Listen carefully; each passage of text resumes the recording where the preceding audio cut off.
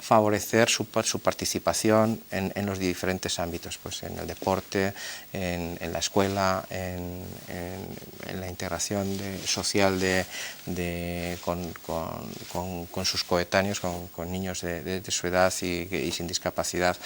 Pues bueno, son objetivos que tenemos que perseguir. Bueno, y es muy importante para ello la rehabilitación, y algo muy importante, sobre todo en el caso de la rehabilitación de los niños, es muy importante las familias. En el hospital le echáis un cable también a las familias, les enseñáis, sí, imagino. Por supuesto, es decir, yo creo siempre nosotros una de nuestros metas principales y nuestros objetivos principales y nuestra filosofía de trabajo es involucrar al máximo a las familias, porque las familias tienen muchas necesidades, ¿no? Es decir, tienen necesidades primero de información, de saber qué es lo que le está pasando a su familiar, sea adulto, sea niño, es decir, sí. las familias quieren saber qué es lo que les pasa y cuál es el futuro que les espera y cuáles son los siguientes pasos a dar, es decir, caminar por la vida sin saber cuál es el siguiente paso a dar es algo que genera mucha incertidumbre e inseguridad. Entonces, pues vamos a tratar de hacerles que vislumbren un camino. Eso es un primer punto, ¿no?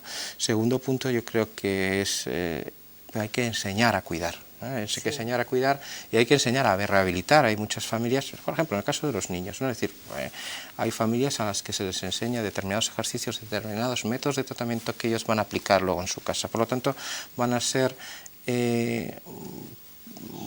personas muy activas, o sea, van a ser ejemplos muy activos de la propia rehabilitación de su hijo, ¿no? En ese sentido también se puede entrenar a las personas a cómo cuidar cuando las personas tienen dificultades, ¿no? Es decir, y cómo tengo que enseñar a mi marido a caminar si tiene una dificultad, o cómo le tengo que enseñar a vestirse, o cómo le tengo que enseñar a lavarse los dientes, ¿no? Y yo creo una tercera parte muy importante con las familias es poderlas tratar cuando, digamos, y ayudarles a poder sobrellevar pues la angustia que supone pues perder, ¿no? De alguna forma pues el ser, ¿no? que tenías al lado, ¿no? Es decir, no, él está, pero no está igual que antes, ¿no? Que antes del accidente o antes de que pasara, digamos, la enfermedad. Por lo tanto, es importante poderlas apoyar psicológicamente cuando esto sucede, ¿no? Ayudarlas al menos. Y también tenéis sí, por supuesto, ese servicio en el hospital. Has mencionado antes, porque estamos hablando de por ejemplo, las afecciones craneoencefálicas venidas de un accidente, del daño cerebral adquirido, y has mencionado también el ictus, que cada vez lo vamos escuchando más. ¿Qué es un ictus? Bueno, un ictus es, como dicen, la epidemia de este siglo, ¿no? Sí, y del siglo anterior. A ver, el ictus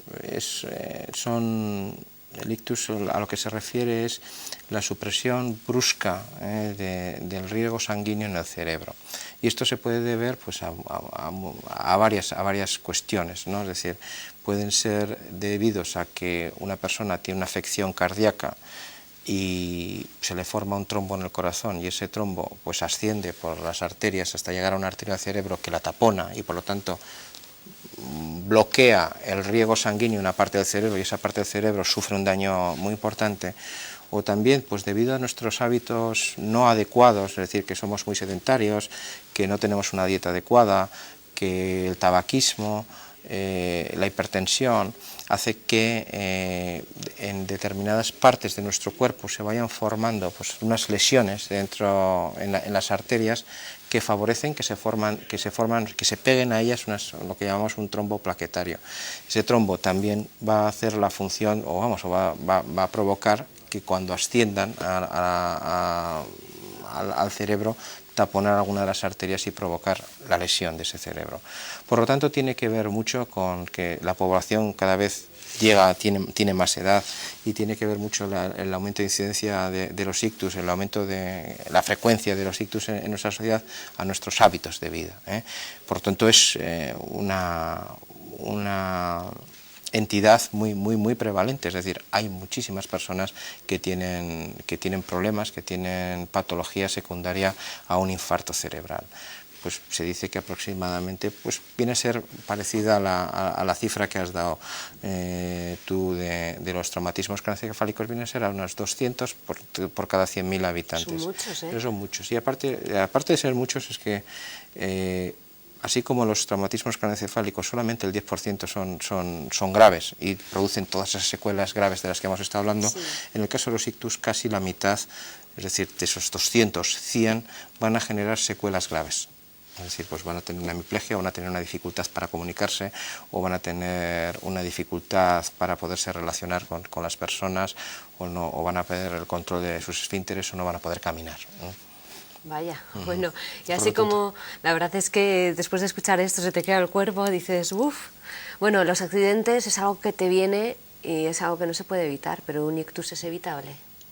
Bueno, podemos, yo creo que... Prevenible, sí, es mejor dicho. absolutamente prevenible, ¿no? Es decir, por lo menos eso es decir que en la vida uno va jugando, ¿no? Loterías, ¿no? Sí. Es decir, y cuando uno pues tiene muchos boletos, pues tiene muchas más posibilidades que le toque pues el premio que otro que no los juega. En este caso es un premio que es negativo, que es tener un ictus, ¿no? Por lo tanto, pues es importante que las personas controlen lo que llamamos los factores de riesgo para prevenir un ictus. ¿Y cuáles son los factores de riesgo principales para desarrollar un ictus? Pues son la hipertensión arterial, la diabetes, el tabaquismo, la obesidad. Estos son factores que debemos controlar, que nos puede ayudar el médico de cabecera pues a mantenerlos a raya. Y que no el colesterol elevado que no hemos hablado, ¿no? Es decir, pero que van a poder, pues bueno, disminuyendo o normalizando estas cifras, lo que vamos a conseguir es que nuestro riesgo de sufrir cada año un infarto cerebral disminuya. Y nos decías que del porcentaje de gente que sufre un ictus, la mitad son tan sí. Graves, tan devastadores. No tan devastadores, pero sí que generan una secuela. De entre los que generan sí. Una secuela, es decir, una secuela importante, hay algunos que realmente son devastadores y hay muchas personas que lamentablemente pues, a consecuencia del ictus fallecen incluso la primera semana, ¿no? Estos, pues bueno, pues no se puede hacer gran cosa por ellos, ¿no? Pero sí que se puede hacer por aquellas personas que realmente, bueno, pues sobreviven a él y que tienen un daño cerebral muy importante y que, pues bueno, pues van a requerir una rehabilitación durante un periodo de tiempo más o menos largo, que viene a ser entre los 8 y los 12 meses. Hay, afortunadamente, es decir, personas que sufren un ictus y se recuperan realmente muy bien en los primeros días o en las primeras semanas. Yo creo que bueno, pues esos les ha tocado la lotería y tienen una segunda oportunidad para intentar controlar, digamos, sus factores de riesgo. Y tú como médico, a una persona, por ejemplo, que se da un golpe en la cabeza, que en el momento no siente nada, que no sabe, un golpe no me va a pasar nada, no me duele apenas, tal, ¿le aconsejarías que se fuese a mirar dependiendo de quizás del golpe o